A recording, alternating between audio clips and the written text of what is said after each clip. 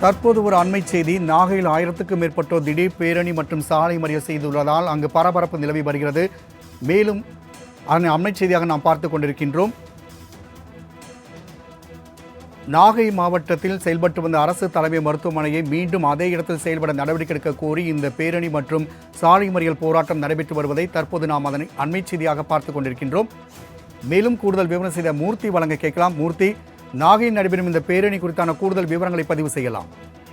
வணக்கம் ராம்குமார். நாகப்பட்டினம் புதிய பேருந்து நிலையம் அருகே இயங்கி வந்த மாவட்ட அரசு தலைமை மருத்துவமனை கடந்த 3 மாதங்களுக்கு முன்பு 15 கிலோமீட்டர் தூரத்தில் உள்ள ஒரத்தூர் அரசு மருத்துவக் கல்லூரி மருத்துவமனைக்கு இடமாற்றம் செய்யப்பட்டது.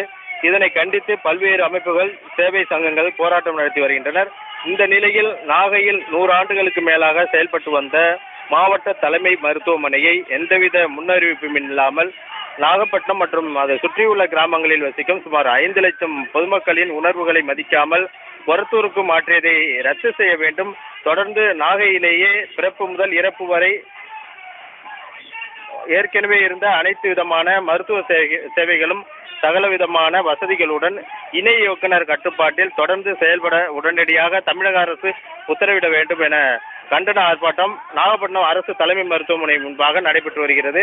நம்பியார் நகர் மீனவ கிராம தலைமையிலான அரசினர் மாவட்ட தலைமை மருத்துவமனை மீட்பு குழு மற்றும் அனைத்து சமுதாய மக்கள் அனைத்து சேவை சங்கங்கள் இணைந்து நடைபெற்ற இந்த ஆர்ப்பாட்டத்தில் 1000க்கும் மேற்பட்டோர் கலந்து கொண்டு கந்தன கோஷங்களை எழுப்பி வருகின்றனர்.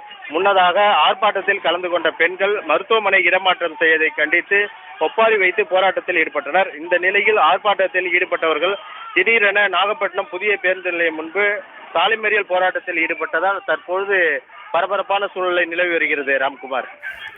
மூர்த்தி, கள தகவலை பதிவு செய்தமைக்கு நன்றி.